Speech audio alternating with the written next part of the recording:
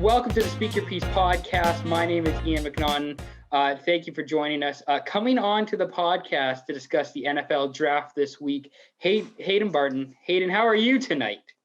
I'm doing good, Ian. I'm doing good. I'm excited to talk football, and I'm excited for this draft on Thursday. So you're a friend of Jevin at the Left Side Heavy podcast. For those who don't know who you are, just explain yourself, have 30 seconds to talk about yourself and who you are. Oh God, only 30 seconds? Okay. Okay. It can be a minute if you need it, man. If you need 2 minutes, go for it. Okay, well, Jevin and I, let's just say this. We share a sister, we share a half-sister, but we're not related. We're a family, but we're not related. That's just the type of vibe that we give off. We're like brothers. We've known each other since we were as old as we can remember. And yeah, what else is there to say? Jevin's a great guy. He's my best friend and wouldn't want it any other way. The only negative character trait he has is that he's a Pats fan. That's like the one thing I mean. Tell me about it, man. Talk about bandwagon central, am I right? I hope he listens and he hears that. I really hope he hears. And then he's just going to comment like, what the fuck are you guys talking about? Greatest franchise all time. And it's just like, bro, please calm down. So pretty much Haydn and I are going to go we're going to talk about each pick, at least in the first round. We're going to give who our pick is for that team. Do you have any trades in the first? I didn't project any trades. If you do, that's cool. I have 2 trades. Okay. Yeah, trades. Okay. I didn't do trades. I didn't go that far into it, but if you got trades, that's totally cool too. Oh yeah. But pretty much we're going to go through each pick in each team and who we think is going to get picked where. We're probably going to go fairly in depth till about New England's pick at about pick 15. And then after pick 15, we'll probably speed it up a bit more. We can get through, who the second Dolphins pick is and who the second Jets pick is. We don't need to go too hard into that. But let's start with the first overall pick, the Jacksonville Jaguars, who are dog shit, in case people didn't know. But who is your first overall Essentially, pick? Do we even need to talk about the top 3? Come on. No, I was gonna say the top 2 anyways. The top 2 we kind of know for sure, but the top 3 might be debatable for some. But anyways, top 3, I think we kind of have an idea. Who's your top 3? Top 3, you obviously got to go Lawrence. The man's been given the playbook already. Yeah. And then you got Zach Wilson. That fucking throw that he made. His BYU Pro Day, absolutely insane. And then 49ers, give me Mac Jones. Okay. So I have that exact same mock draft. But afterwards, I don't know. I think my mock draft is for the most part pretty chalk. Like, I don't think there's really, outside of like 2 or 3 really big upsets, I don't really have I think any huge oh my god picks outside of like 2 or 3. I don't know about you, but that's how I got Trevor Lawrence, touchdown Jesus at Clemson. Yep. I got Zach Wilson at BYU, and then I got Mac Jones. Do you have a ranking of quarterbacks in this draft? Because I feel like that's going to be the big. Yes, I do. Because I want to hear. So do. What's your top 5? Top 5? Okay. Top 5 quarterbacks. Top 5, Zach Wilson, number 1. I honestly don't know why Trevor Lawrence is getting so much love and appreciation, but I love Zach Wilson. He shows me that he's a competitor, and he shows me that he's a fighter. Trevor Lawrence is, you got to put him at number 2. He's good, but I don't think he's going to be as good as Zach Wilson. And then number 3, give me Trey Lance. Number 4, give me Mac Jones. And number 5, give me Justin Fields. But all of them are so close. But is that who you think is going to get drafted, or how you would actually how I would draft them? Yeah, okay. I would draft them in that order. Okay. Because my quarterback rankings, I love Lawrence. I think he's a generational talent. I think he's the best quarterback prospect since Josh Allen. Andrew Luck. I was going to say Josh Allen, Lamar Jackson, the best. I think he's better than anybody in last year's class. I think he's better. I think he's better than Kyler, Dwayne Haskins in 2019, which was the debate then. I think he's better than Kyler Murray. I don't know if he's at the same level as Josh Allen, but I still think the dude's a generational talent. He's legit. I think anybody would be stupid to pass on him. See, and that's totally fair, and that's exactly the same reason is why I feel like the Jaguars are stupid to pass on Zach Wilson. Like, everyone's going to have a different opinion, obviously, and mine, I'm definitely in the more, like, narrow side where everyone up here is thinking about Lawrence, and, like, I'm in, like, the lower ground thinking about Wilson just being so much better. I was going to say, I don't know what it is. I think that's what Chris Sims has been saying, who was at NBC Sports. Chris Sims has been saying that quite a bit, is like Zach Wilson is the best quarterback prospect in this draft, without a doubt. And it's just like, I don't know. My one thing with put Wilson at Clemson and give him everything that Lawrence had.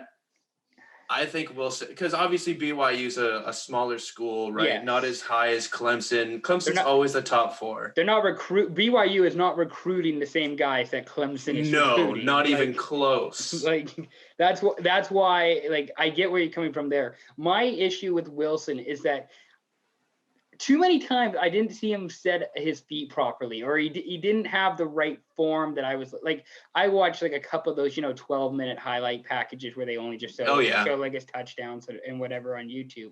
It's just like that dude is not setting his feet like I would like him to, or that I'm used to. But he still has enough power to get the ball into wherever he wants to go. He can still drive it into wherever he needs to throw it for a receiver. So I don't know. It's just, I'm not anti-Wilson. It's just I would rather have Lawrence number 1. Yeah, exactly. See, and that's the thing. I'm not anti-Lawrence. I'd rather just have Wilson number 1, personally. Fair enough. Yeah. We both have Mac Jones number 3. I don't think he's the 3rd best quarterback in this draft. I don't either, but I think he's a great field general, which is exactly what Shanahan needs. He's very much like the Kirk Cousins type that Shanahan is like looking for. It feels like he's accurate. He'll get the ball where it needs to be, but he's not going to be athletic. He's not going to scramble. I don't think it's like Kirk Cousins at all, in my opinion. No, Kirk Cousins is not accurate. He's not that good of a passer. He's I don't know what Kirk Cousins is. It's hard to say.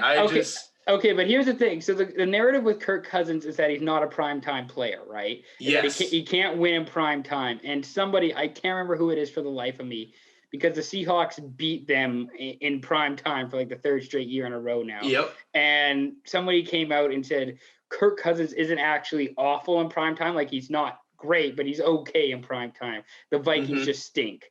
Exactly. And it's just like, okay, that's kind of the same vibes I get with Mac Jones, where it's just like, he doesn't stink, he's not awful, but he's very much a one tool. He's very much not going to make plays on his feet. He's not going to extend the play longer if he has to. It's very much like 2-3 reads in the pocket, and if it's not there, he throws it away, which isn't awful, but...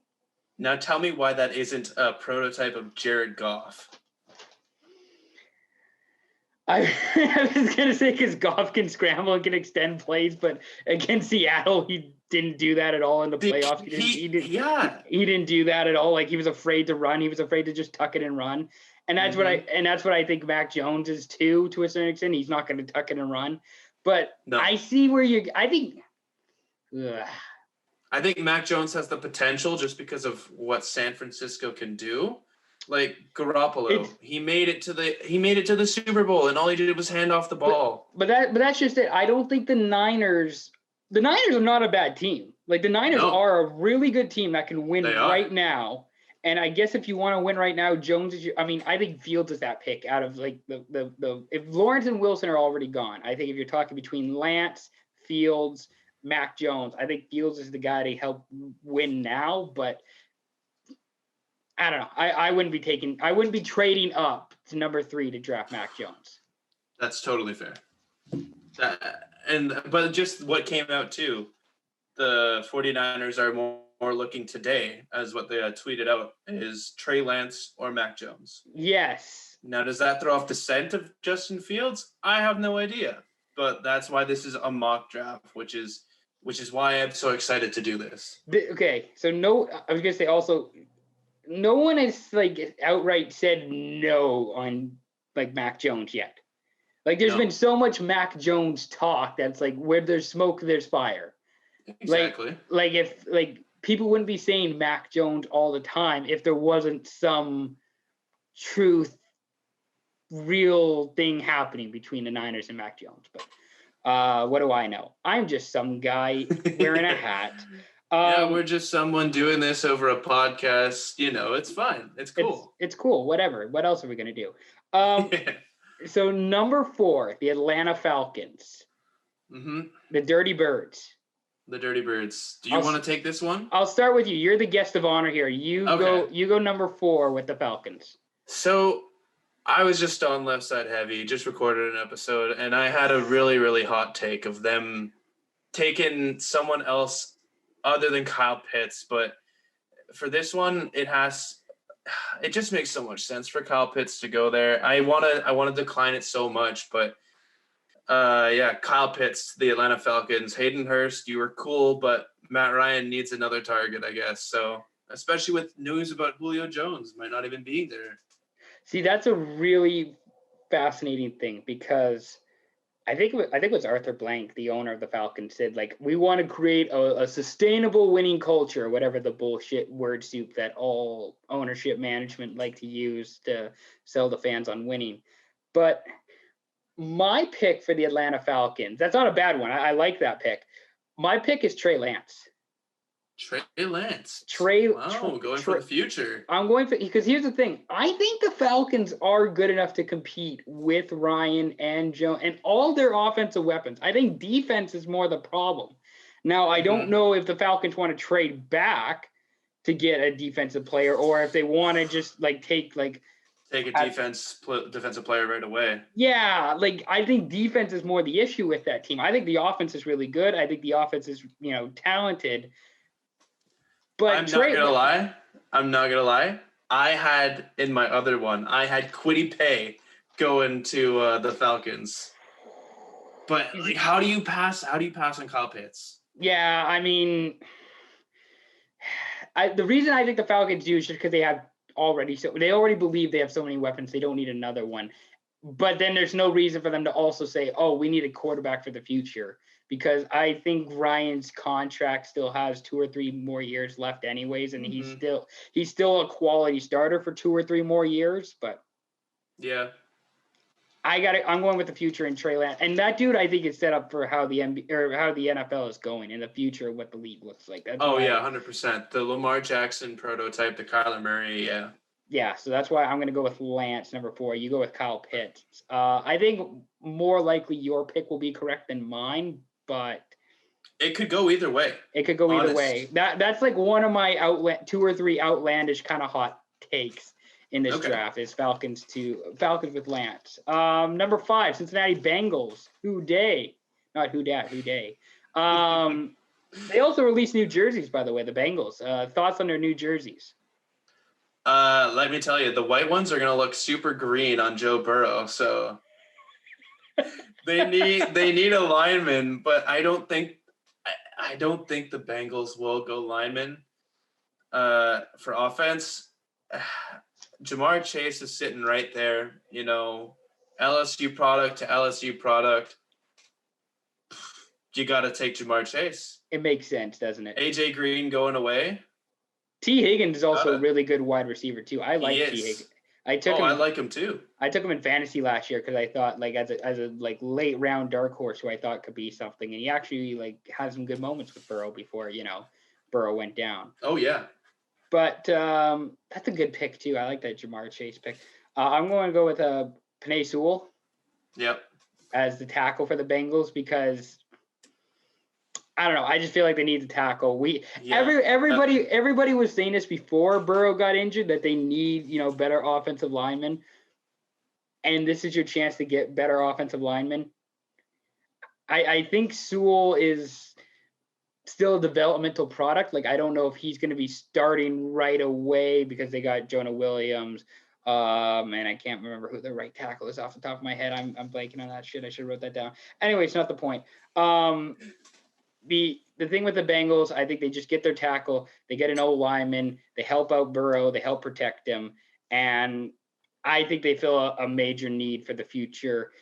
Could go pass catcher, could go offensive weapon, but I got Sewell going 5th overall to the Bengals.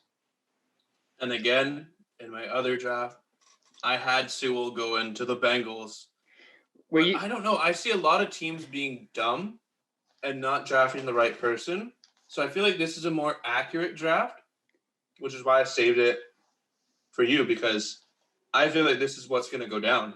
You know what I mean? Here's the thing. I think last year teams were actually pretty chalk as to like who they were taking. Like it was pretty much like it made sense the players they were taking. There was like a couple of standout of weird ones. Couple of weird ones like Jordan Love and Henry Ruggs. Like we're kind of like okay. This year it might be a little bit more radical because we're not quite. I mean, things are different down in the States, but it's you still had football. They still had some interviews.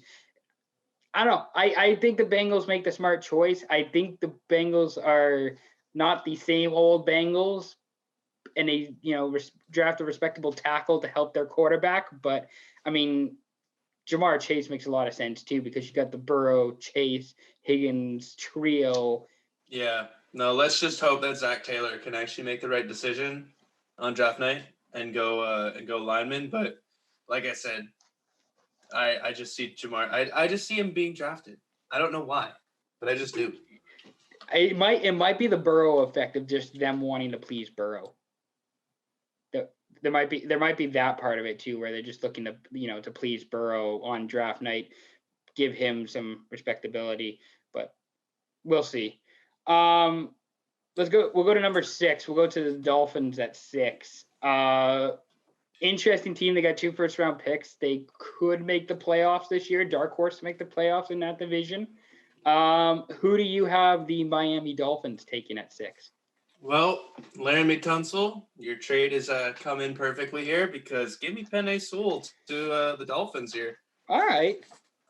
Where the Bengals won't get him, the Dolphins will. That's a great pick because I think they are also trying to protect their star franchise quarterback who they really like, who they really enjoy. I mean, I part of my thing is that I think the Dolphins need more weapons than an offensive lineman. Like, I think they could probably use a top end. They're kind of like San Francisco. They could use a top end running back, but they have a bunch of solid middle tier running backs, and they just need a star wide receiver for somebody like Tua to throw the ball to. But Sewell makes a lot of sense, at the tackle position, filling a role. I got Kyle Pitts going to Miami. Ooh.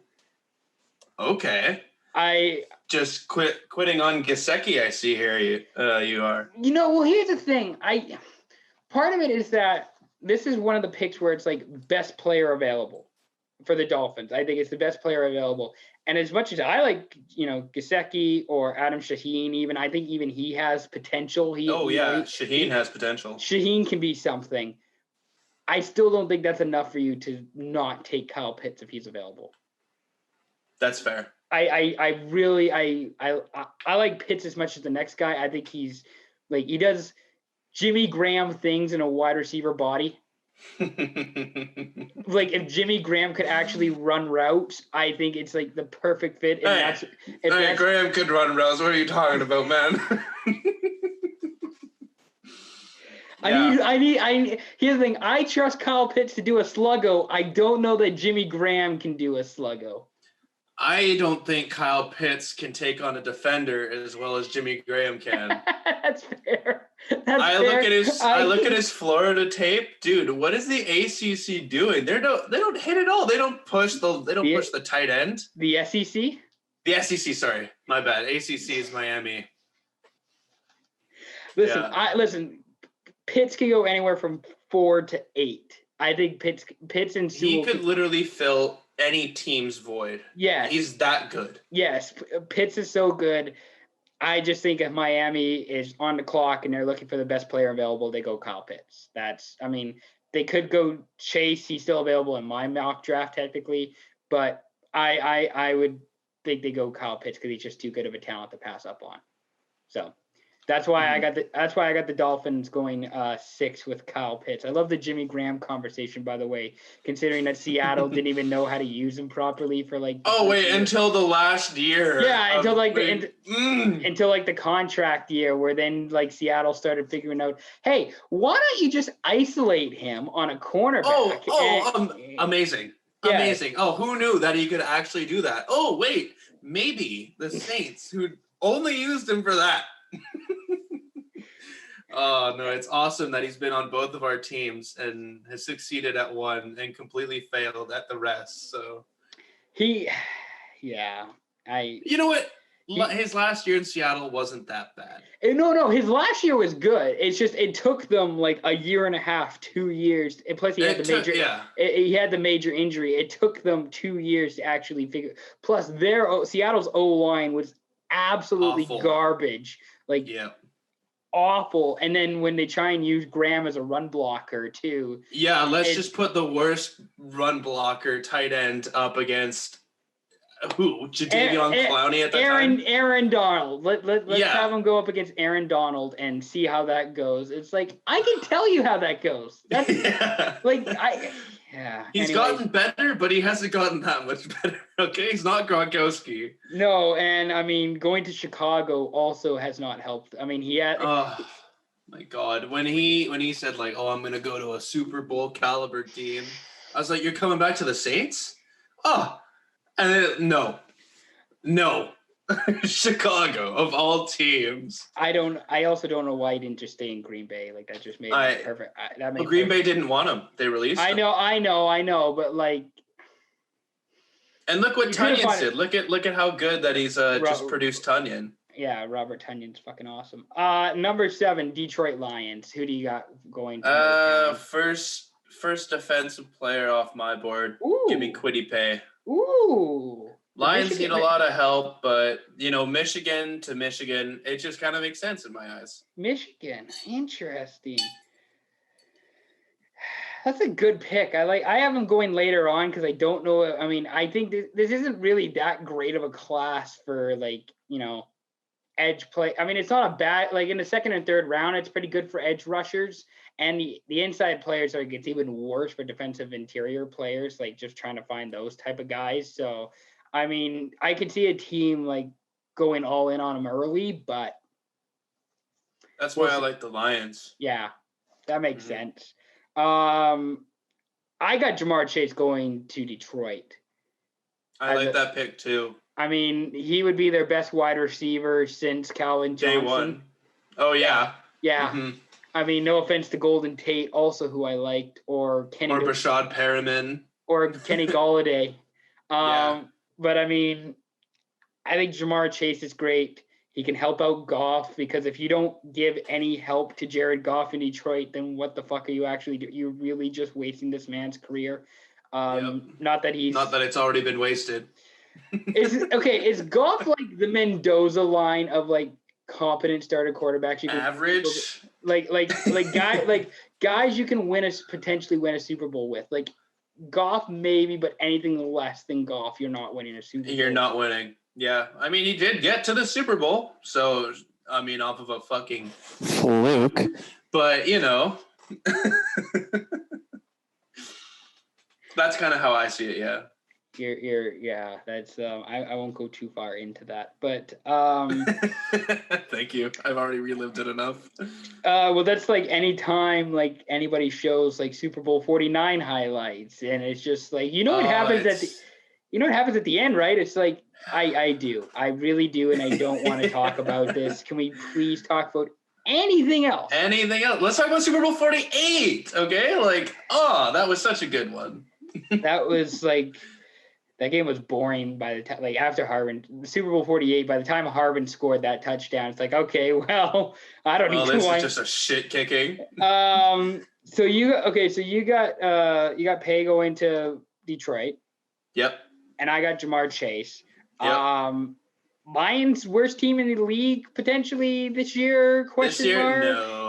No, they won't be. They won't be the worst team. They have a lot of young people, and I feel like that benefits Goff in a way because he has somewhat of a veteran presence because he's been to the Super Bowl. He knows what it takes. And depending on who they get, it's going to be good for them. You know what I mean? I feel like the worst team that will be the worst team, give me the fucking Broncos, man. Ooh. They're not making any moves this year that will impress me. Okay, so we'll go down to Denver later on, but I feel like any team 4 through 8, 4 through 9, and then I don't know, the Broncos and Cowboys are kind of in a weird spot. And then once you get to the Giants and Eagles, they're in a good spot too with guys that can fill needs. Number 8, the Carolina Panthers. It's a team I actually don't mind, just as in terms of a rebuilding. They're sort of figuring it out as a franchise. They're kind of getting their shit together. Who do you have going to the Carolina Panthers at number 8? Well, this is where I come in for my first trade. Okay, who do you got? Yeah, the Patriots are doing something other than what they would be known to do. Other than trading down, they trade up. Now, they like either Trey Lance or they like their main guy, the one that Bill Belichick has been apparently falling in love with, and that is Justin Fields. That's what I've been seeing a lot of, and it's just okay, well, Justin Fields isn't going to make it past what I feel like the Broncos, because I feel like the Broncos are going to draft Fields. So, yeah, I mean, there's I was going to say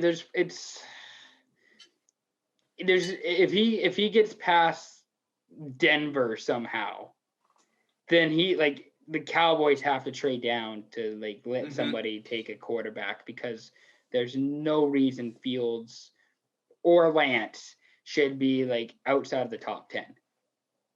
So I don't mind. Theoretically, no. I don't mind that. New England's a weird team because they re-signed Newton, which I mean. But only for 1 year. It's only that's for why one, I like the Fields look. It's not, yeah, and that's why Lance makes sense too, because it's only for 1 year with Newton. You can just play like shit for another year. I never bought into the Jarrett Stidham hype. I never thought he was going to be that good. Funny, I remember watching not in Burrow's championship year, but like the year before when Stidham and Burrow were playing Auburn LSU, and it was just like watching that game. It was in Auburn, and Stidham's just like, to me, this guy's not an NFL quarterback. He's a fine college prospect. You know, he does enough things well at the college level, but this Burrow kid could be something. And it's just like, yeah, that's about right with Jarrett Stidham. Like, he's not an NFL player. He's not a quarterback for 16 games. I don't know if you really want Newton trying to start your whole season either, but maybe Justin Fields can get some action too for New England. Maybe. Or Lance. Who knows? But that's actually I like that pick. Because with Carolina at number 8, I had them taking Justin Fields. Even with the Sam Darnold trade? Even with the Darnold trade, even with Bridgewater under contract for another year, I just think Fields is too good for Carolina to pass up. You can never have too many options at quarterback, because I feel like you can get rid of either Darnold. I don't know that you can find a suitor for Bridgewater considering his contract. But I feel like you can make something happen where you can get assets back for one, if not both of those guys, and you draft Fields, and Fields is the franchise quarterback who was, I think, the second best quarterback, second best player coming into this draft, maybe. And now he's fallen. Something like that. Yeah, he's fallen down. Yeah. So, I mean, Carolina, they actually have some decent offensive weapons. I've got it written down here. Christian McCaffrey, hopefully he's back 100%. I don't mind Robbie Anderson. I think he's a quality wide receiver. See, with Sam Darnold coming, that's why I like Robbie Anderson. Yes, I think that makes sense. They're not in New York. They don't have to deal with the fucking Jets bullshit anymore. Adam Gase. DJ Moore, slot guy. I like him. I think he's, a quality wide receiver. He's good everywhere. Yeah, he could be good anywhere. And then they also got David Moore, who is Seattle's third, fourth wide receiver this past year. They signed him. I like him. He's made some clutch catches for Seattle in the past. 100%. Dan Arnold, Ian Thomas, tight end. She can figure out tight ends, but I mean, that's really Dan Arnold is probably going to be the number one, just because he made, if we're talking about past teams, he made some pretty clutch catches on the Saints. Yeah. So, I mean, that's why I think there's some decent pass catchers, some offensive weapons for, somebody like Fields to join. I mean, it makes sense for Carolina to trade down as well, because I think Detroit, Carolina are in a really good, even Denver's in a really good spot where they don't necessarily have to pick where they are. Even the Cowboys, I guess, too. I just think if Carolina's there and Justin Fields is there, you got to take him. I can't see how you pass on Fields if he's still around at 8 and you still have quarterback questions. That's totally fair. Let's go to Denver, Mile High City, the Broncos, number 9. Oh boy. I'll let you take this one first. Okay, so Denver was a tough team for myself. I went a couple different ways with Denver before I finally settled on what I wanted to do with the Broncos. And I went with Micah Parsons, linebacker out of Penn State. Okay. He's 6'2", 240, probably a little small to be playing inside where they need to fill a position. But if you can switch him outside every once in a while, maybe replace, Chubb or Von Miller as an outside blitzer every once in a while on a pass rush. I can see it working. I think it helps with the linebacker, situation. I mean, they could take Slater as another guy I thought they could take at 9, fill a tackle spot, help the O-line, help Drew Lock maybe. But, I watched some film on Parsons. That dude is fun to watch, just pass rushing, going after the quarterback. Oh, yeah. He's got some really good ball awareness and play recognition that, I almost compare him to Isaiah Simmons just from last year. Yeah, that's a really good comp. He is. Yeah. That's a really good comp. I like that. Whether Vic Fangio and the Broncos know how to use him properly and would take somebody like him, that's kind of my thinking process with Parsons. He kind of fills a role, the defensive head coach. Dude's fun to watch, talented. He's not he's not a tall 6'5" plus white quarterback for Elway to take this early, but I'm gonna say Parsons at 9 to Denver. All right, fair enough. I like your defensive look, and I think pairing up Simmons with another back half guy is what they need. I like the linebacker look at Parsons, but when you have a ball hawk like Trayvon Moehrig as the best safety, to pair him up with Justin Simmons, that could be like, when Mark Ingram and Alvin Kamara went to the Pro Bowl as like the best RB duo. Yes. That has potential to be the best safety duo since Cam Chancellor and Earl Thomas. I can't argue with that because I really wanted to rate like Moehrig higher than what I have him. I just didn't know which. Like, I think Dallas would be an amazing fit. He's a TCU kid. Yep. It makes perfect sense for him to go to Dallas. I just couldn't make it work. I couldn't see it. But I love that pick now that you mention it. I think that's probably better than my Parsons. It's literally no. That's the thing. Who knows what they're gonna do? This is like the best part. It's like your linebacker decision for Parsons that could totally help them for depth, and then mine for Moehrig. It's like that could be a really, really scary backfield. Especially when you're in a division, when you have to go up against Mahomes, Justin Herbert, Derek Carr with a question mark as to what's going on in Las Vegas. Hey, he beat Kansas City, once, so it's fine. Yes, it's fine. He's cool. But that's where it makes sense with Moehrig, where it's just like the dude is a ball hawk that makes perfect sense for the type of division that you see with Mahomes, Herbert, Carr, all that sort of stuff. It makes perfect sense. Do you want to go to the Cowboys at 10? Yeah, sure. All right. This one was kind of a toss-up for me. Dallas needs a lot of defense, but their offensive line is getting old and expensive as shit. So that's why it kind of made sense for me to put Slater at that O-line position for Dallas. Get some youngness into there and just keep Dak protected, man. I had Slater 10 as well. I just think nice. I think the fit makes sense. You don't have to start him right away this year, but I feel like injuries have come about. That team is never 100% healthy. It seems like never is, especially at the O-line spot. And Slater just blocks dudes. Like he just He just mauls guys. He just blocks guys. I don't know that's the thing about O-linemen, right? Like you never hear about them until they do dumb shit or until they fuck up. This dude hardly fucked up at Northwestern. No, what was it, like 3 sacks he allowed, like his whole college career or something like that? Yeah, something ridiculous like that. He's got. I don't know if you've seen the film against Chase Young, who Chase Young. Yeah, went to he's like Ohio the State. only one that can defend Chase Young. Yeah. So Yeah. I mean, I don't know that you should completely draft a guy based on like his experience against Chase Young, but I think it helps. It definitely helps. So that's why I'm going with Slater 10 to the Cowboys as well. So I like it. we don't need to talk about that too much because we agreed on that. No, So it's the Cowboys. It's the Cowboys too. Yeah. So we can just move on there. 11 Giants. Can I go first with? I'm gonna go first. Yeah, you go first. You go first. I got them taking Devontae Smith. Oh, let's go. I had them taking Devontae Smith as well. All right, perfect. I mean, here's the one knack that people will say is his height, right? 5'7". He's small. He's gonna struggle against big boys, right? Yeah. Which, I mean, sure, he probably is not going to be the best receiver after this first year because he's still adjusting to it. He's not playing for Nick Saban in Alabama. Nope. He gets to play for a shitty Giants team with.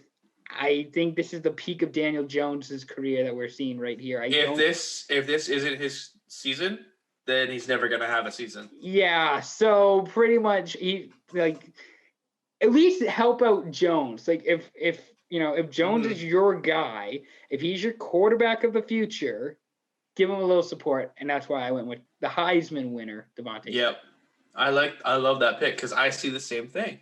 You know, he has Galladay, but you can't just rely on Galladay, Shepard, and John Ross. Don't disrespect John Ross. Oh my God, epic kick returner, John Ross. Yeah, no, like, Devontae Smith going to the Giants makes as much sense as the top 3 picks of quarterbacks. Yes, like it's just gonna help out Daniel Jones, and that's what he needs. The Giants would be very stupid not to take a wide. Like if things have played out the way at least you and I have thought, if they don't take one of those Alabama receivers, with that pick, you are dumb.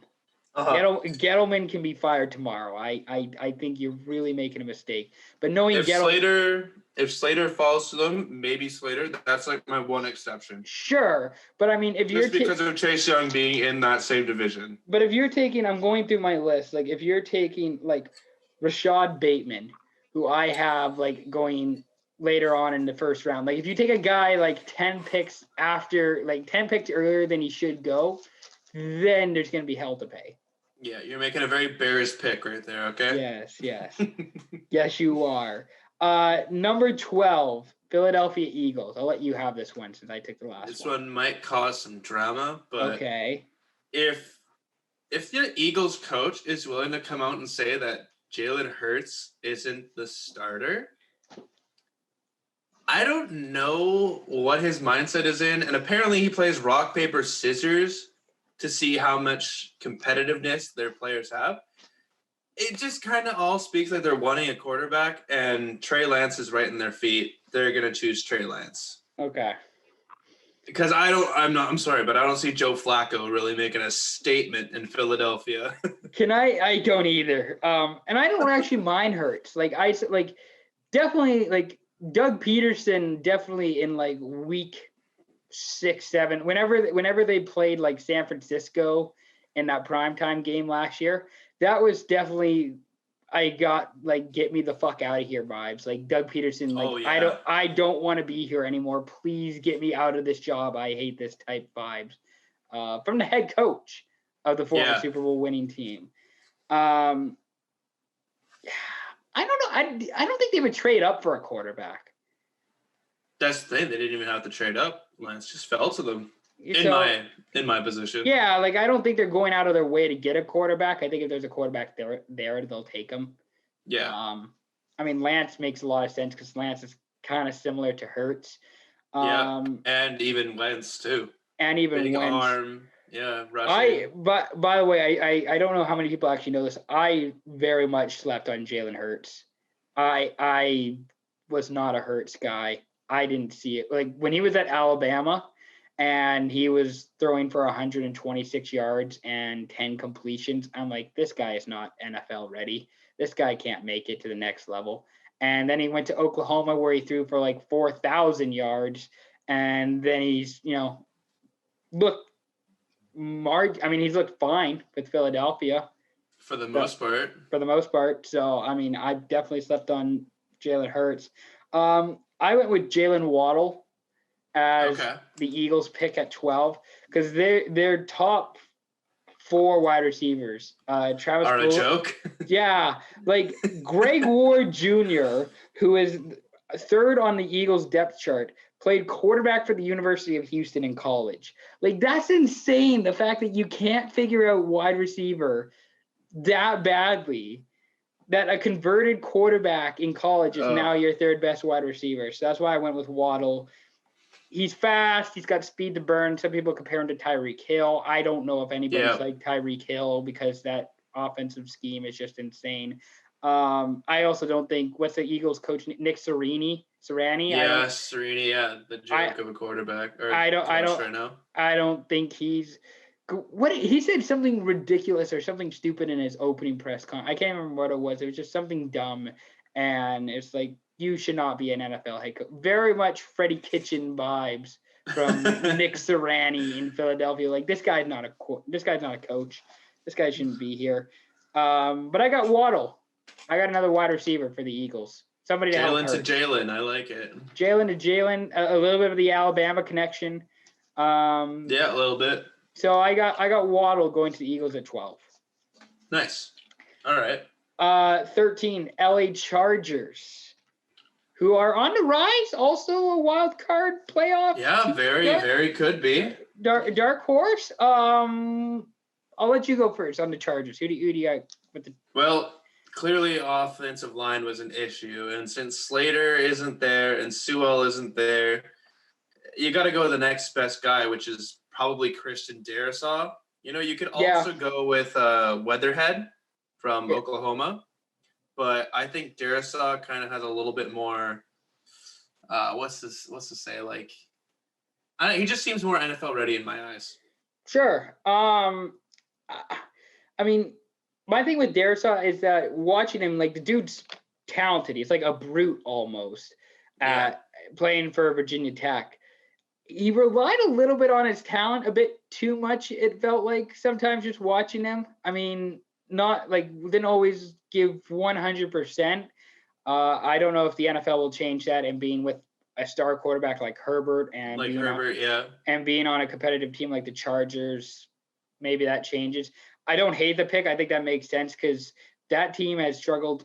We talked about the injury on the O-line with the Cowboys. That team has struggled with offensive line problems for like Phillip Rivers and beyond years.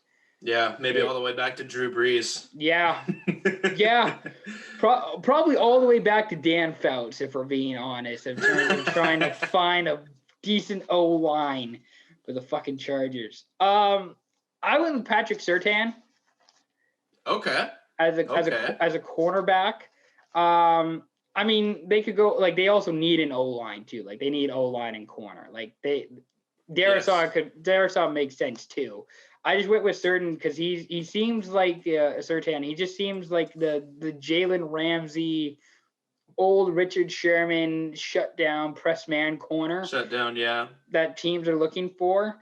And when you got Tyreek Hill, when you got Cortland Sutton, Jerry Jeudy, Henry Ruggs, the tight end. Maybe you want to put him on a tight end. Darren Waller, he can definitely cover that. Sure, like that dude. I think he could give fits to opposing team receivers. Another Alabama pick. Alabama making their way known into this draft right now. Yeah, that Crimson Tide team that won the championship it's a pretty good team, believe it or not. So I'm going Surtain at 13 to the Chargers, help improve their secondary. Kind of like what you were saying with Morang to Denver, kind of just to improve their secondary, improve that back end type. That back end, yeah. So that's what I got for the Chargers. 14 with the Vikings. I took Darrisaw. I think he fits, their left tackle. I think the Vikings just use him to automatically fill their left tackle spot. There's little needs there. Mahler, he's a brute, beast. And and I know Minnesota likes to run the ball with Dalvin Cook, so why not? So they definitely need that. So why not get Darisaw at 14 and, just plug and play? Yeah, no, and that was one of the two positions that I thought the Vikings could go for. I was thinking about corner, but their corners are decent. Their back end is decent with Harris leading that. So I thought about linebacker because I know Anthony Barr was injured last year, but he's also getting kind of old. And Kendrick's also getting kind of old. So this is where I have Parsons. Oh. Ooh, and I think Parsons would fit really good because it's kind of close to Minnesota, Pennsylvania. So I think it just fits for the team and for him. It would kind of give them I don't know if a spark is the right word, because Justin Jefferson kind of gave them that spark or that energy last year, definitely. But it could give them a spark defensively. Like, I think it makes a lot of sense on defense to have Parsons there. He could be a great edge rusher. He could play in the middle too. That's a good pick. Could play anywhere. That's a great pick. I like Darisaw for the Vikings too, just because of how much they use Dalvin Cook. Yeah, so both of our picks I think make a lot of sense for Minnesota. I think they would. Yeah, I can definitely see either of those two going. Or even, I know in my other draft, what I did with Jev, I had I think it was Surtain going to the Vikings as well. Yeah. To kind of learn from Pat Pete. That's gonna be really fascinating to see how that goes with Peterson. Yeah, I'm excited to see Pat Pete on a different team. So New England, then, at least I had New England at 15. You have Carolina now at 15. Yeah. So we can pretty much speed it up a little bit here. But who do you have Carolina 15? Panthers, give me a linebacker, Jeremiah Owusu-Koramoah. Ooh. Yeah, no, the Panthers again need another linebacker. Luke Kuechly's gone, and they just drafted Derek Brown last year for the defensive line. They got to keep going defense in my eyes, because that's one way to definitely lock down the NFC South, which is I feel it more offensive heavy presence. Koramoah, Notre Dame. I'm a Notre Dame fan, by the way. That's kind of my college team. Oh, okay. I like Notre Dame. I like the independent, type way. Their quarterback, Ian Book, his first name's Ian, so there's kind of a. You just gotta love them then. You gotta support the Ians. But there are some people who are saying Koramoah could be like the best linebacker in this draft. He could. And he very well could. And it's very interesting because he's not quite your typical linebacker like how you see in the NFL and where he's setting up or where he's, lining up. But that dude, he makes sense on Carolina and how they like to play, defensively. And and just the way Kuechly made that force in the NFC South. That's why I could see, Koramoah doing that. That's a good pick. I like that pick. So that's basically because you had the trade earlier, so you got Koramoah going to Carolina. That's a really good pick. I got J.C. Horn going to New England, cornerback out of South Carolina. Okay. Now, I don't know. This is also me kind of just picking a guy who I think would do really well in New England. Excellent pass corner, can replace Gilmore if Gilmore leaves. Yeah, if Gilmore leaves. He's got great ball recognition, great awareness. He's kind of like Surtain, a little bit handsy, will get called for a few penalties here and there. I don't know. I could see, Belichick going young with the J.C. Jackson, J.C. Horn cornerback duo if they don't bring Gilmore back. Yeah. I got Horn 15. Yeah. No, I like that pick too. 16 Arizona. Who do you got for the Cards? I got the replacement for Pat Pete. Give me Caleb Farley. Ooh. Yeah. I heard could be the best corner in this draft, in my opinion. He's got health problems, though, I've heard. That's the word on him, is that he's got some back health issues. But honestly, I hate when that is a deciding factor if a player should play or not, because you could choose any star player and then they just get injured. Everyone has the same injury risk, in my eyes at least. And if I'm just looking on pure talent, Caleb Farley's a really good cornerback here. All right, that I don't mind that. I got Christian Barmore going to Arizona, the defensive interior player. Okay. He kind of learned with Watt. He can be a force inside, and I mean, decent pass rusher, decent run blocker, or cog in the middle, not a run blocker. Pass rusher can be a run cog. Guy in the line he who can just just disrupts. be in there. He just disrupts and just is a pain in the ass to play against. And I he's agree. another Alabama guy. So there you go. There you go. When in doubt, draft Alabama. 17, Las Vegas Raiders. I have Azeez Ojulari. Ooh. Okay. Yeah, playing off the edge because I don't know if anyone actually stands out on the Vegas Raiders other than that white guy.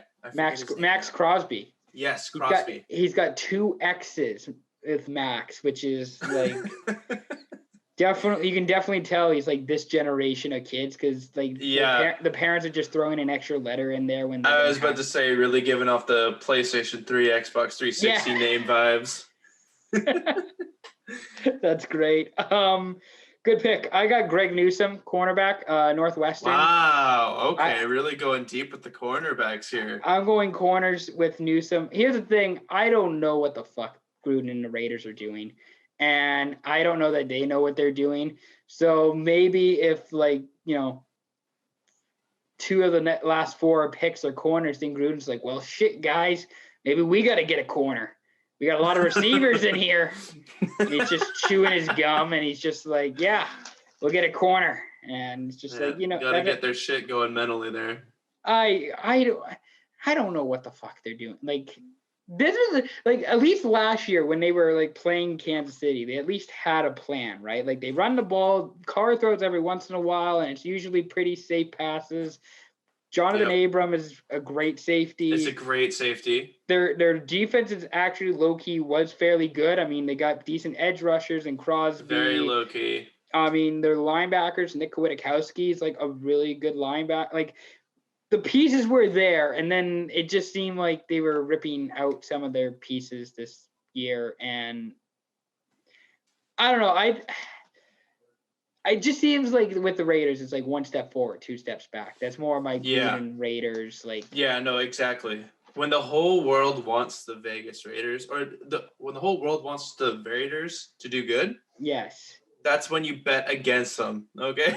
yes.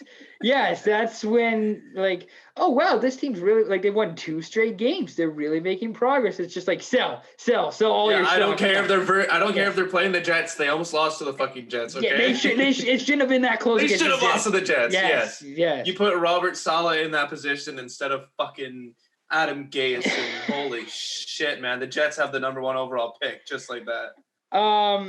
18, Miami Dolphins, their second pick in the first round. I'll go here. I got Elijah Vera Tucker, tackle, USC. I think there's the tackle position that Miami – there's the tackle player that Miami uses to, help with Tua and give his protection. You went early with the tackle. I went a bit later Sewell, on. yeah. Yeah. No, that's perfectly fine, too. I like Vera Tucker as well. So he looks like a really good guy, especially coming from USC, where they actually ran it a bit more. So, that's why I'm going with Vera Tucker. Vera Tucker, 18 to Miami at their tackle position there. Who do you got? Well, just like you kind of went with like a sort of an air raid sort of help. I didn't go tight end, obviously, but I put Jalen Waddle. Ooh. Yeah, okay. Speedster for Tua, get him that other, I wouldn't say Devontae Parker-esque because Devontae Parker's not really that fast anymore. Kind of lost his step, but I'm going to say Deshaun Jackson, kind of. Yeah, exactly. I'd say Deshaun Jackson in that way. So that's a good pick. I like that pick. I mean, I'd be surprised if Waddle goes that low in the draft. Like, I could definitely see him. That's the issue. Like, I'd be surprised if any of those wide receivers aren't picked by 15. I don't know if anybody trades up to take I wouldn't say anyone would trade up. But, it might be like the Dallas situation last year with CeeDee Lamb, where Lamb just dropped for whatever reason, and then he just fell to the Cowboys' lap at 18, I think it was, or something like that. Yeah, like he just went a lot further down than people thought, and that could be like a Waddle thing. Maybe Devontae Smith too at 5'7". People might be afraid of the height, and either of those guys could drop. So I like that pick. That there's the pass catching help for Tua in Miami. Yeah. No, we kind of had like the same idea, just a little bit late. So the roles are reversed essentially. Exactly. Yeah. 19, Washington football team taking at 19. Get fucking either Taylor Heineke or Fitzmagic some help other than just Scary Terry. Put Terrace Marshall Jr. right across from him. All right. Yeah, no, that team is definitely a team on the rise. The team that's definitely 100%. got the pieces there. And Ron Rivera is a really smart coach, really knowledgeable coach. Very offensive minded in that way. Yeah, so I could see that happening. Washington's, I think, in a really good spot too. Like I think Miami and Washington are in a really good spot of kind of just where they're drafting. Yeah, just doing whatever they want, doing whatever they can. I went with Carmela, the Notre Dame linebacker. Okay. Because I just figured that the Ron Rivera type pick. Might as well just keep going defense, right? I mean, just add to the defense, get another. Again, it might be like who's the best player available, and who knows? Maybe Waddle falls all the way down to 18, or Devontae Smith, or somebody drops all the way down to 18th, or 19th, and there's a wide receiver there instead of maybe reaching up for one. But I got Cremoa going to Washington. He played for Notre Dame. God damn it. What are we doing here, Ian? Number 20, Chicago Bears. Who do you got with the Bears going to Chicago? What poor soul is going to be going to Chicago? Oh God, I feel bad. But just because it looks like they're getting rid of who is it? Is it Anthony Miller or is it Allen Robinson? I think is who it is. Oh, Allen Robinson's staying for one more year. Yeah, you got franchise.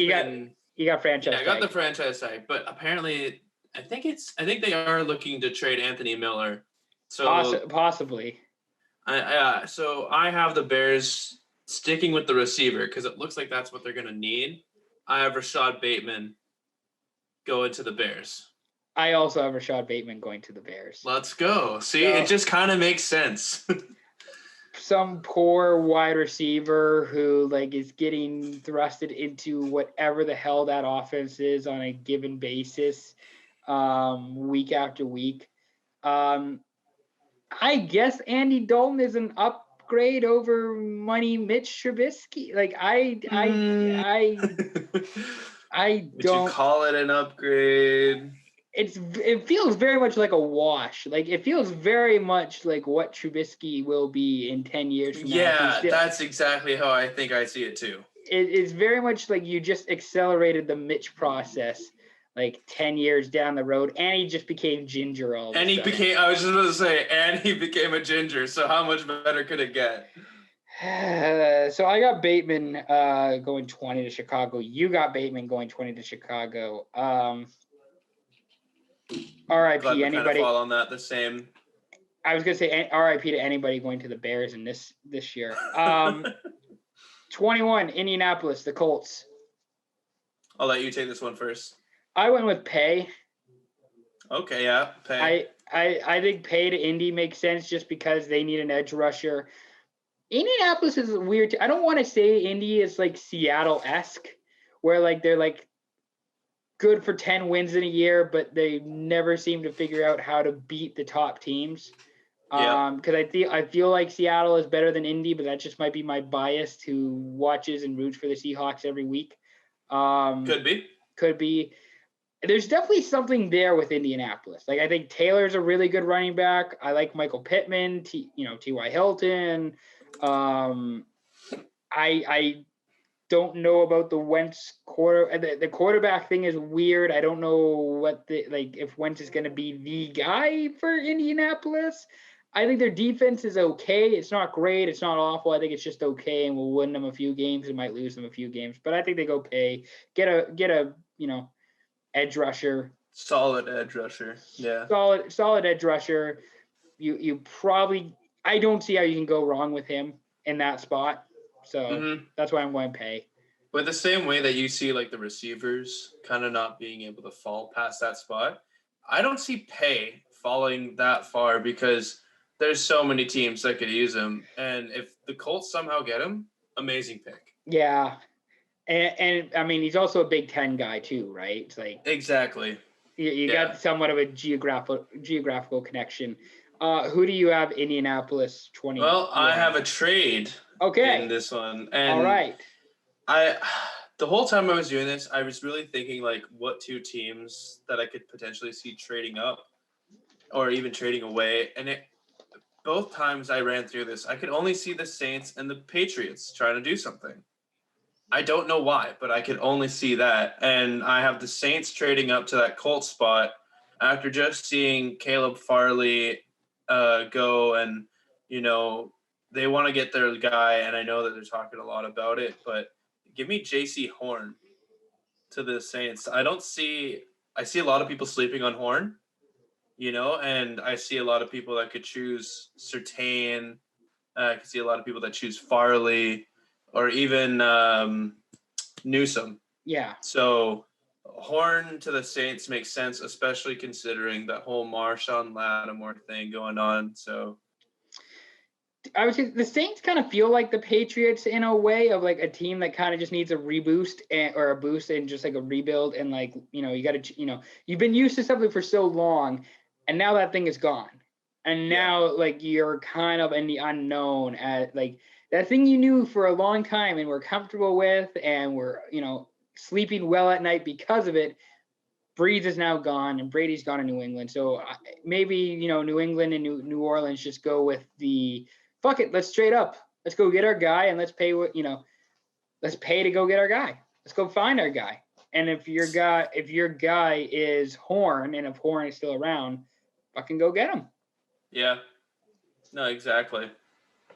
I don't know what they'd have to give up for him, but something tells me that he wouldn't fall to the Saints at 27. Would you be, as a Saints fan, would you be upset with Horn as a pick? No. No? No, not at all. I want them to address the corner situation going around, and that's why I like Horn.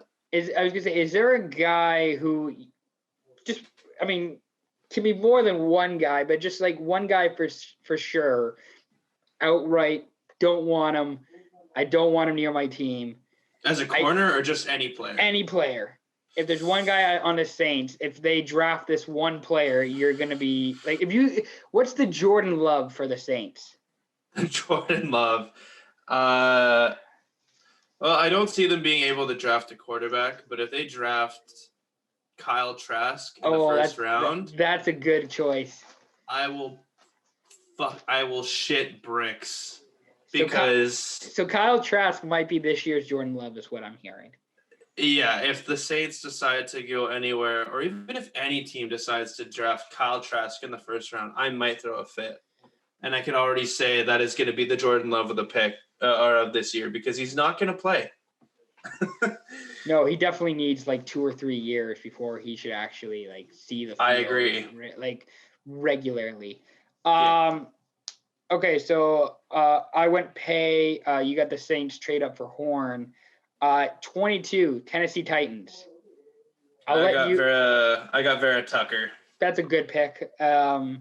Make that run game even more difficult with Derrick Henry than it should be. Exactly my thought process. They have AJ Brown, who's an Ole Miss wide receiver. I got another Ole Miss wide receiver, and Elijah Moore going to Tennessee. Okay. Yeah, no, I like that pick too. As soon as you said Ole Miss, I was like Elijah Moore. Elijah Moore. I feel like it's an offensive player. Even though I don't think the Titans defense isn't great, I just feel like they'll go with an offensive player here. Yeah. Whether it's Tucker, whether it's Moore, maybe Bateman if he's still around. Like I just feel like it's an offensive player for the Titans. Yeah, no, in that sort of way. Yeah, no, I agree. for whatever reason. Jets 23. I'll let you go first. Who you got with the Jets? This is Seattle's pick, by the way. Oh, yeah. Give me offensive lineman Tevin Jenkins. Ooh. They need a lineman to beef up for Zach Wilson, so why not, right? I mean, the whole Jets offense, like, people ask, like, what position needs do you have? And the Jets is just offense. Like, they need a quarterback. They need a wide receiver. Need a running back. Running back. They need everything. O-line, tight end. They need it all. Just get Jenkins and Becton on that line, and that's going to be solid for years to come. That's a good base. That's a good base for you for you to build your team around for the next 5-10 years at least. So 100%. Before those guys are traded off for absolutely nothing, pennies on the dollar 5 years from now. I went with Caleb Farley here for the Jets. I think they'll go defense and they'll get a cornerback and they'll help out that end of the field. They have a quarterback on their team. When they played Seattle, they had a quarterback. His name is Bryce Hall, and I can only just think of the TikTok star. And I was just glad that this asshole was getting beat. Like, no relation, no connection to the TikTok star. But you're just glad that he's getting beat. Some guy named Bryce Hall is getting destroyed by DK Metcalf regularly, and that just made me happy. I'm a sick human being. And so I like that. I like that pick a lot more than mine right now. Oh, I think either one makes sense. I just went with Farley because if he falls that far, I can see the Jets just adding a corner and helping out the defense a little bit. Pittsburgh Steelers. I feel like we have the same pick for Pittsburgh. I don't think we'll have the same pick for Pittsburgh. My Pittsburgh. You're telling me you don't have Najee Harris going to the Pittsburgh Steelers? I don't, but I definitely contemplated that.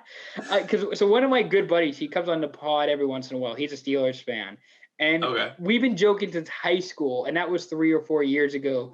That it's death, taxes, and Pittsburgh drafts both a running back and a wide receiver in the same draft, even though they already have plenty of wide receivers and running backs. They're still like, even with Juju, even with Juju, Claypool, Deontay Johnson, they're going to draft a wide receiver. Now James Conner is gone, which makes the running back position obviously more available and more of a need.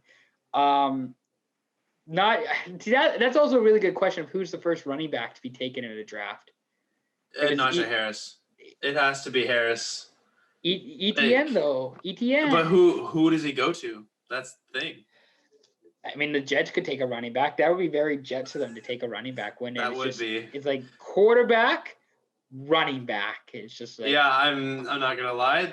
In my draft I did before with Jeff, I also had Najee Harris going to the Jets. So you want to hear my pick? This is like my second of like outlandish hot takes for picks, and it's with the Steelers. And I have him going Landon Dickerson with Alabama, and it's very much a reach. That is a reach. It's very much not happening. The only reason I went with Landon Dickerson is because of the fact that he's Alabama. He's a center. You don't necessarily need him to play center because, I mean, I think it's too late in Big Ben's career to bring in a new center that you're going to learn and work with at age 38. So the center thing, but I mean, they kind of have to because of Pouncey, right? Exactly. Yeah. The other thing with Dickerson is like he's at least torn his ACL once. I think he might have done it twice, but he was doing cartwheels at the Alabama Pro Day. So like the dude's healthy. But I went with my stretch of Landon Dickerson going to Pittsburgh. They could even honestly get him in the second round too. They probably could get him in the second round. Here's the thing: I was stuck for a while between Jenkins. Who's the other lineman from North Dakota that I'm blanking on right now? Fucking Dylan Randons. Is this? That seems right. I can't remember off the top. Anyway, it's not the point. And Jenkins like high grades in run blocking, And it's like, well, the Steelers don't fucking run the ball, so they don't really need a run blocker. So why the fuck would you get a run blocker? They need a pass blocker. They need a pass blocker because they passed it 10 million times a game. And that's why I just went with Dickerson. I think he could be a decent pass rusher. Fair. It's a stretch. It's a stretch. It's a reach. It's probably not going to happen. I think it's the most unlikely out of all my picks to happen. But it's just like a pick that makes sense. Yeah, no, it definitely makes sense. Jacksonville 25. I went with Morrig here. I have him dropping all the way down to 25. I think he would be awesome for Jacksonville at their back end as a safety, ball hawk, like you said. Makes their defense better. That's how they got within 5 minutes of making the Super Bowl and beating New England in Foxborough. Almost. Like it was because of that defense. It was because they literally played the old school way of like defense and running the ball with Leonard Fournette. I don't know if they want to go back to that way now because they got Lawrence and they can be an offensive juggernaut, but I figured Morrig at safety, Morrig could be a fantastic player and a great addition to that team. He definitely could. I went offense with Jacksonville, and I chose Rondale Moore to pair with DJ Chark. I love Rondale Moore. He's like one of my favorite sleepers. Like that dude's going to be legit. Oh, yeah, no. One of these receivers is going to be the next best receiver. Yes. Without look out for him to be anything short of greatness. I mean, and the fact that he's done, like Rondale Moore has had 2 terrific seasons. Maybe 3, at least 2 for sure. All while playing at Purdue. At least 2, all while playing at Purdue. And for those who don't know, Purdue is like not a football school. It's an okay football school, but it's not like the Alabamas and the Ohio States and the Clemsons. And this dude still put up I think back-to-back 1,000-yard, or they had a shortened season in the Big Ten this year. So pro-rated 1,000-yard seasons essentially is what happened. Pretty much. So that's a pick I really like too. And you get the Lawrence Moore connection. I like that pick. It's a good one. Cleveland Browns, 26. I'll let you go with the Browns and who the dog. The Browns don't really need a lot of anything. They're so good, but I just can't figure out what they need. So I go with depth, and I see Alex Weatherhead come to the Browns for offensive lineman here. That makes sense. I mean, it's a very basic pick for me on my end. It's a very Cleveland pick. Yeah. And like the new Cleveland of just stability. The guy's a stable fucking lineman. You can trust him. This is different for them. They haven't been in the 20s in how many years? and it was I don't know. It just makes sense to just add an Alabama lineman who is a safe pick, who just makes a lot of. You can play him in the interior. You can play him at guard. Yeah, you can play him at the interior. Yeah, exactly. That's a really good pick. I went with Jalen Phillips, who is the edge rusher at Miami. Okay. Not that they need another edge rusher. Yeah. This is just Jadeveon Clowney now. Yeah, and Myles Garrett just being a beast. I mean, this is just purely a depth pick. Just a guy. I think he's had a bit of injury issues too, but just a guy. I feel like if Cleveland can use him properly and put him in position to succeed, he will. Especially in that AFC North, which is just a dog fight all year. And now with Cincinnati possibly even getting better, I went with the edge rusher and Phillips. But fair enough. Cleveland, I was thinking about this. Cleveland has the potential to be the most boring pick. It's just the safest. Yeah, what else could they do? You don't really need to go receiver because there's no receivers in the end of this first round here, in my eyes. Yeah. You could go corner. You could go. I mean, that would be a good depth pick to put with Denzel Ward, but I mean, you still got so much at the quarterback position, and even the safeties too. Yeah, no, you Cleveland can't go wrong. No. Cleveland, the only way Cleveland goes wrong is drafting a quarterback, a running back, or a receiver. Yeah. Or a tight end. Yeah, I don't see them. I don't see them picking up any skill position like that. No. No, just pick a nice safe position. Baltimore 27. I got Terrace Marshall Jr. from LSU going to Baltimore. Okay. He's just solid wide receiver out of LSU. I think you can pair him with Lamar Jackson and it makes sense. I think there's a lot of receivers that make sense with Baltimore if Baltimore wants to go the wide receiver route. And I went with Marshall. He's got obviously the prestige coming from LSU, and they won a championship 2 years ago. Mm-hmm. Makes sense for me. That's why I'm going Marshall for Baltimore 27. Who do you got with this Baltimore pick? I'm on one late pick on the Jalen Phillips, but after losing Matthew Judon, the Ravens need another edge rusher. Yeah. And Jalen Phillips, like you said, for the Browns, he just seems so ready for it. He just seems like he wants to play football, and how could you go wrong with someone who wants to play football, right? So it just makes sense too. Like I think Phillips is a good chance he goes to one of those AFC North teams. Oh yeah, I agree. Like especially since they're all like pretty much in like the three. Yeah, three picks. They're all relatively close to one another. So it makes sense. Baltimore, I don't know if they're quite like Cleveland, but Baltimore is similar in that they don't need to fix a lot. They probably need a wide receiver to help Lamar. They probably need a pass rusher. They probably need a tackle because they just traded Orlando Brown. But, I mean, there's not a whole lot that Baltimore needs either. No. So. Not at all. No. 28. Would you like to hear who I have for the Saints going 28? Yes. Rondale Moore. I have Rondale Moore going to the Saints. Rondale Moore. You know what? I'm not upset with that at all because that is who's going to fall. I don't know. It just seems like a Saints kind of, play. Not a Saints kind of player, but somebody in this new, when you got to change it up, you got to do something different. You're trying new things. Why not pair Moore against Michael Thomas? Maybe put Moore in the slot. See what you can do. New Orleans is such a smart team. Yeah, Sean Payton, offensive-minded coach. It makes sense. It makes a lot of sense. so that's why I have Moore 28 to the Saints. And you had a trade here with the Saints, and who was it again? Was it the Colts? Colts, that's right. Who do you have the Colts taking? I have the Colts taking Asante Samuel Jr. Ooh, okay. So we have help on the back end. Yeah. So you get a cornerback for Indianapolis. Again, that's a team that's kind of in a weird division where you have Lawrence coming.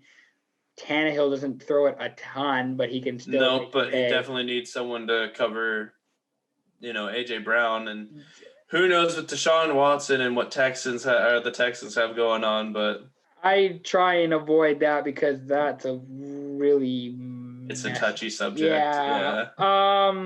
So I got Moore to New Orleans. You got Asante Samuel Jr.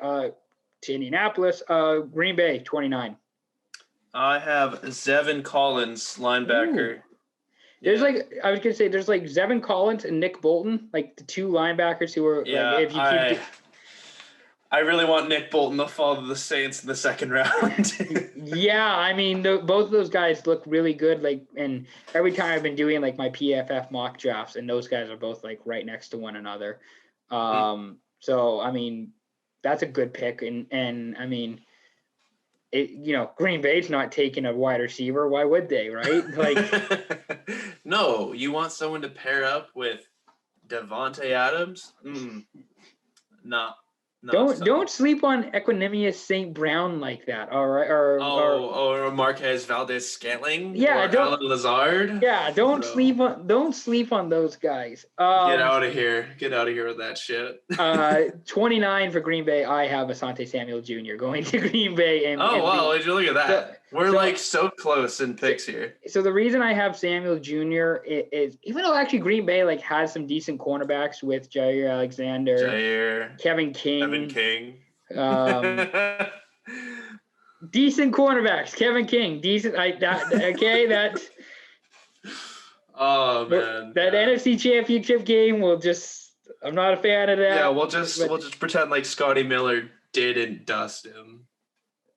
That was all. Yeah. Anyways, I have Asante Samuel Jr. going to Green Bay, and he could be another cornerback, and they can figure it out. And I like that. He can do a lot too. He can play inside and out.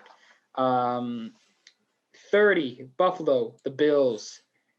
Oh, you take this one. I got Ojulari, the pass rusher from Georgia. Okay. Buffalo, like Cleveland, not a whole lot of pieces you need to fill. No, not really. Azeez Ojulari makes sense. It's just another pass rusher, just another guy who's going to get to the quarterback and who's going to just create nightmares for the opponents. So I got Ojulari going 30 to Buffalo from Georgia. Okay. Now I'm going to do something a little bit different. I don't feel like Buffalo is going to take a linebacker or going to take an edge rusher. I feel like they're going to do something spicy. And why not put Travis Etienne in the backfield? Get rid of Singletary. Zach Moss was your second or third day running back. No, he was your second day running back. But why not, like, when you look at Etienne, I don't understand. I think Josh Allen could use someone like Travis Etienne out of the backfield and you get that run game going. Like, come on, Buffalo. Well, that's just it. Like, because here's the thing. I know Najee Harris was they were talking a little about him going to Buffalo, and Buffalo, that running back, like adding a running back to Buffalo, it's like one of those things you don't have to do. Like, there's no need to do it. Like, I'm perfectly okay with Singletary or Moss. Or Zach Moss. Yeah, I'm cool with either one of those guys. But there is kind of part of me that's like, if this team wants to go to the next level, if you want to take it up another notch, and really you got to get that run game going. Yeah, if you want to compete with the Chiefs, why not get a running back instead of getting fucking edge help? Like, what do I know? Yeah. Go get a running back and just really be a fucking menace offensively. Exactly.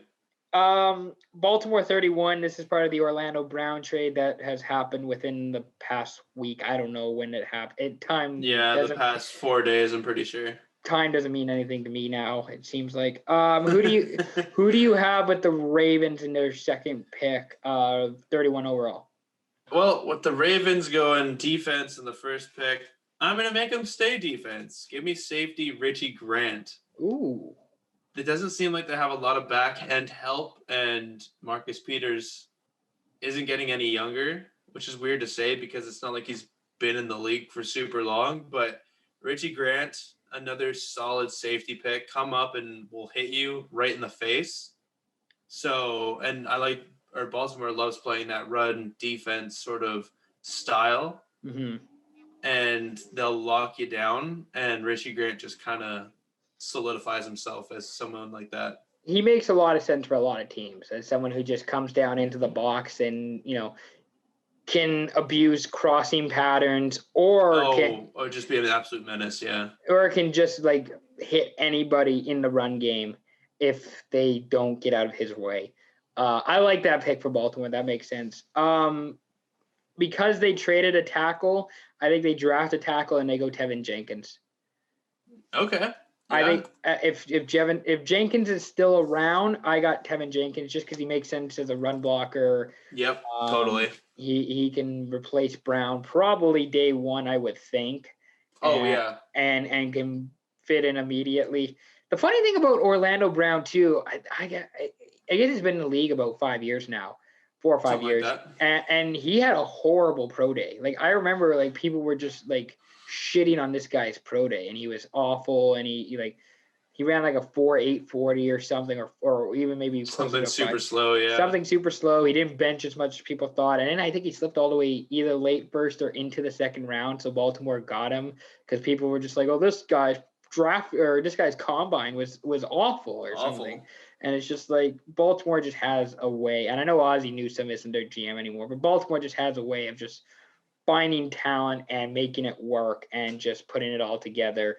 And if Jenkins is there at 31, then they'll have no problem making it work.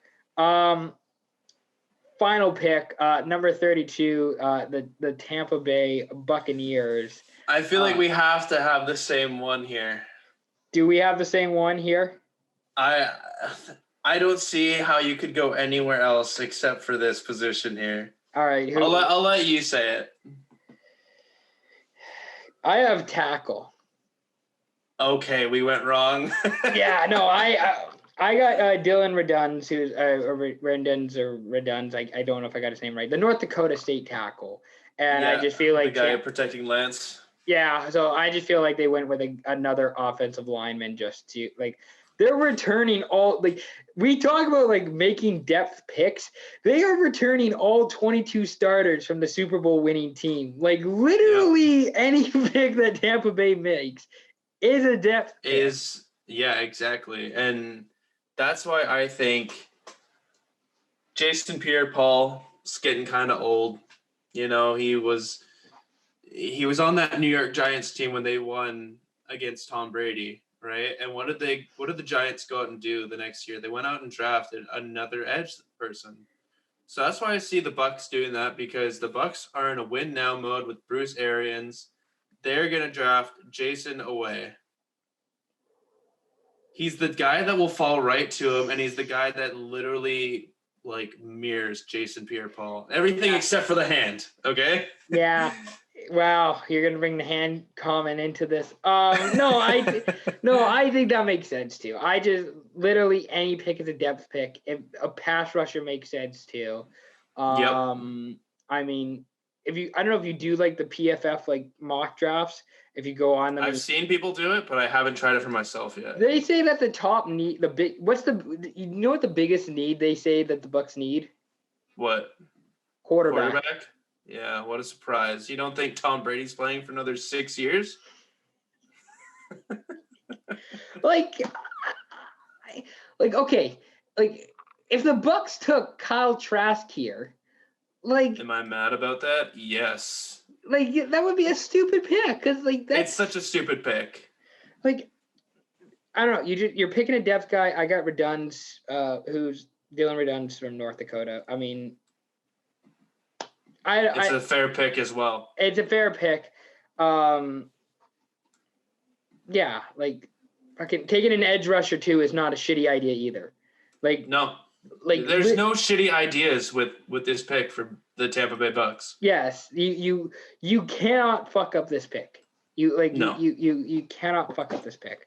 All right, so we got through 32 teams. I'm going to ask you a few questions here. We're running a little bit long, but guy that we did not pick that you are low-key sleeping, or not sleeping on, but who people are sleeping on that you really like. Guy that we didn't draft already. Oh God, a guy that we didn't draft? That's challenging. I have one guy. Guy. You say your guy first, because there's so many. Okay. I'll say one guy for sure, and I'm going Liam Eichenberg from Notre Dame, because he's a Notre Dameman. He's a lineman. That's like you really can't miss with that. I'm going Eichenberg. But I mean, there's so many guys too. I don't know. I didn't know if you have one guy that you were sleeping on that. I wouldn't call for me. It's like an actual like sleeper in my eyes, but yes. One person that I didn't put in that I could easily just, or maybe two, easily I could just give me two. I didn't put Kadarius Toney in, and I also didn't put Christian Barmore in. Yeah. Or Christian Barmore. And that kind of feels nasty that I didn't do them, justice. But at the same time, I don't know. I just feel like they're not needed as much as other people. Part of it with Barmore is that it's a really shitty defensive interior class. I think if I went through it a couple of times, and there's Barmore, and then like the second defensive interior player I think I had picked was Ian McNaughton, who plays for North Carolina State, and just feels like a Seattle Seahawks draft pick, where like it's just some interior player from some ACC school who no one really knows about, but he just does his job. But sure. That could, yeah. But I got Eichenberg just because of the Notre Dame, and he's a lineman, and like so many of those picks have worked out perfectly. And Is there a guy who you think people are overhyping and will not reach expectations? Could be guy we talked about or haven't talked about, but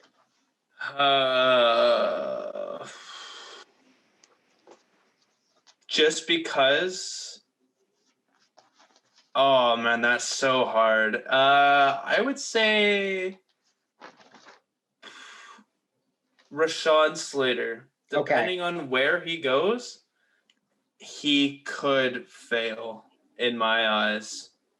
Just because he's not like the best, but he's not the worst, if you know what I mean. Yes. And it could really play to his downfall. Yeah, I want to say Sewell just because I don't think he is quite NFL. Like, he's very much athletic. I just think he needs a team to help develop and refine his talent. Okay. I'm going to say Caleb Farley, just because of the injuries. I feel like the back thing, I know we talked about it. I don't know how serious it really is, but just a back thing. If a back thing is... Yeah, it could kind of scare you away. Kind of scare me away from drafting him. Team that you think is most set up to succeed in this draft? It's got to be a team with like the first... It has to be a team that has 2 picks in this draft, and I think it's either Miami or the Jets. I feel like, here's the thing. I feel like Miami, they feel like this draft, like they feel like a team that can go to a Super Bowl. Like they feel like a team in down the road with Brian Flores as their head coach.